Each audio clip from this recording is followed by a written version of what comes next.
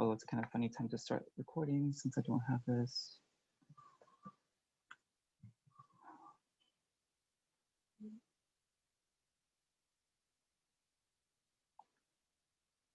Sorry guys, I'm trying to find where she sent this to us.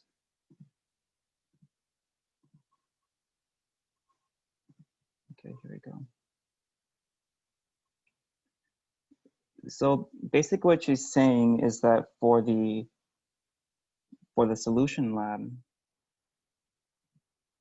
which is actually coming up pretty quickly, that's the lab after the next one. So that's lab 5. So it's one of the 3 home experiments. What she's proposing to us is that instead of just following the experiment, you guys can design your own experiment, and your pre-lab is kind of like your lab proposal. So and instead of the lab report, you guys will have a presentation. So in other words, you guys will propose something, you're like, okay, this is what I'm thinking about doing. You get it approved by me, or I guess you don't necessarily have to. I mean, I would definitely, just to make sure it works. And then you do the lab yourself. And then afterwards, you instead of writing the lab report, you kind of need to do the report anyway, but she wants you to make a presentation. So like a PowerPoint. So I would assume then that lab, I'm assuming then that current lab here, that Zoom session, maybe we'll present them, or maybe you email me them. I'm not exactly sure. I just need to confirm with her because I just got this. So we'll talk about this, but just to let you know, there's going to be some creativity, which is pretty cool. I think that's really exciting. And then inside report, you'll do presentations. I need to get more details on this because I really can't present on something I don't know, but this is at least an idea to consider. It's worth getting out. All right, that's everything you need. So if you guys have questions, then, oh, and I guess the last thing, so for the data analysis for this report, for example, and for reports in general, I don't think, I would rather, we can go over it initially right now, but it makes a hell of a lot more sense, I think, to talk about that after the experiment. So kind of normally, like I bring you guys back at 11:30 and we talk about things. That's probably when I'm going to go over data analysis. So it'll be more like another lecture. I won't just respond to questions. I'll actually go over things and make sure at that time that you guys have everything you need and you know what you're doing.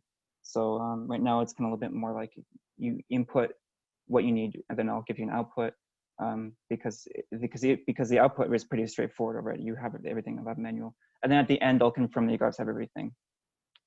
All right, so post-lab lectures are, at least the way I've been running them also in person, are kind of optional to me. I need to see that you guys are actually coming to class for participation. But otherwise, because this is online and because I think it makes sense to be flexible if possible, without hurting you guys. If you guys don't want to come to the post-lab lecture, that's fine. Just like if you want to, once this pre-lab lecture or whatever pre-lab session is complete, if you guys just want to leave permanently, that's fine. I mean, of course, you have to come back next week, but like you don't need to come back to the post-lab session.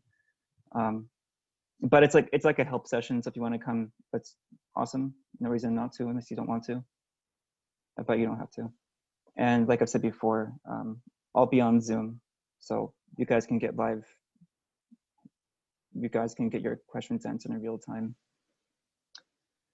So that's everything. I'll monitor Discord. So if you guys have an individual questions and you guys want to form like little groups, like let's say you have some particular question about something, and I don't want to bother the entire group about it, then we can go to one of those Discord channels. It's pretty nice. And then I'll just go over that thing in more detail there. Of course, I can talk about the whole group too, but when students ask like a very specific question, like I need help going through this, I leave the Zoom more to like, I leave the Zoom meeting more for like just like whole class announcements. So Jennifer, I don't know because I don't have that data. Dr. Fuller just told us this morning, like about 20 minutes before class started, that she'll give us class data. So I don't have it. Oh, I wanted to ask, should we like hold off on writing the whole lab report until we get the class data? You don't need it. I mean, you can basically do the entire report up till, let's see. So there will be a time when you compare 5. So once you get to part B, question 5, then you need the class data. But up until that point, you're just answering questions on what you've collected, or more accurately, what Josh collected. So you don't need it. I would still write it anyway, because really it's actually pretty minor stuff. I mean, you can wait. You don't have to necessarily do it right now. Oh, and for like the calculations, do we kind of do the same thing as last time where we can print out the worksheet from like the lab and then just scan it in? So Yeah, we don't exactly. actually have to write it like step by step in the lab report then? We can just write that's like fine. there's a, okay. That's fine. Cool.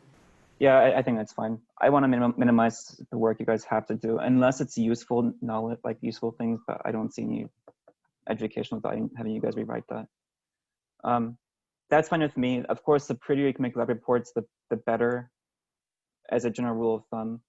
The quicker I can go through it, the more easily I can grade it. It's good for everyone. But yeah, you can just photocopy that, or you can just scan that and include that in the report.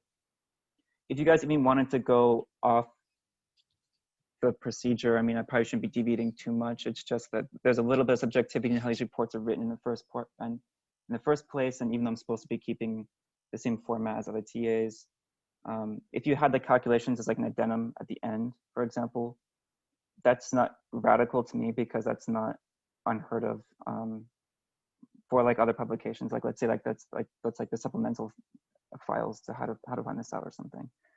But yeah, otherwise, if you can include it in its proper session, which is just after results before conclusion, that's great. But if you want to include that as like if you're writing this all out, like let's say on Word and you're saving as a PDF, if you want to include that scanned thing at the end after the conclusion, I wouldn't take points off for that.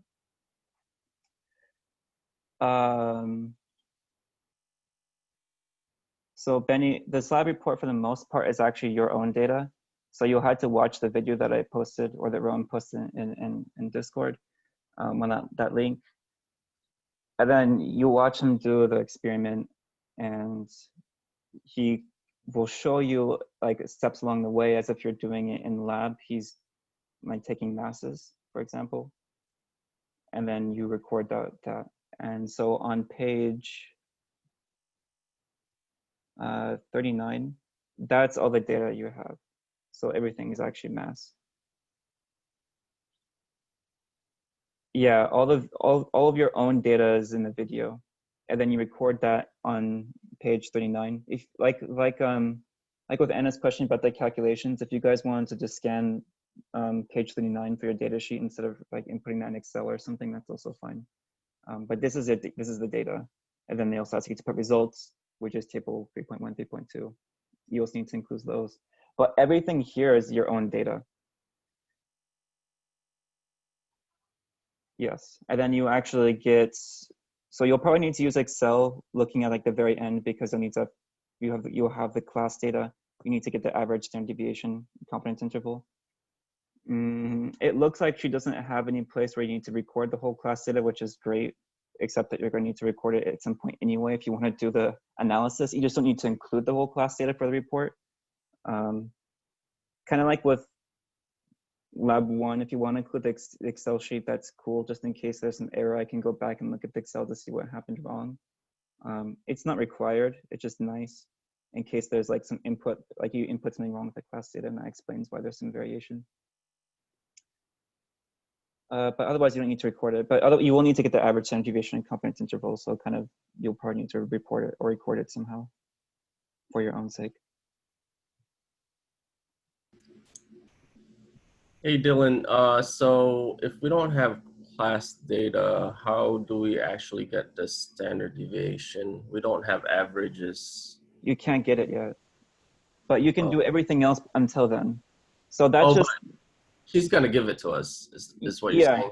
Yeah, I'll give it to you when I have it. I just don't have it yet. I was thinking at first, because there's no way to get it, that she was just gonna disregard that portion, but she said that she'll give it to us. So whenever that happens, then we'll get it, and then you can do that. But kind of like, I think Benny was asking this.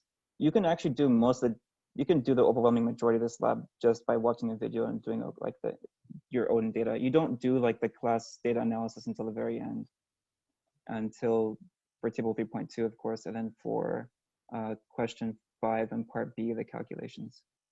So everything before that is, which is actually the same thing as 3.2, table 3.2. So everything before that is just your own data.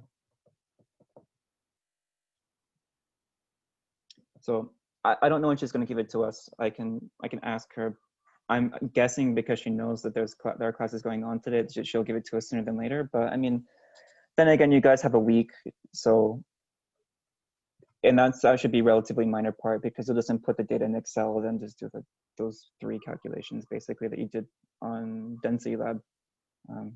You could even save the formulas that you use on the density lab and re-input them here if you wanted to.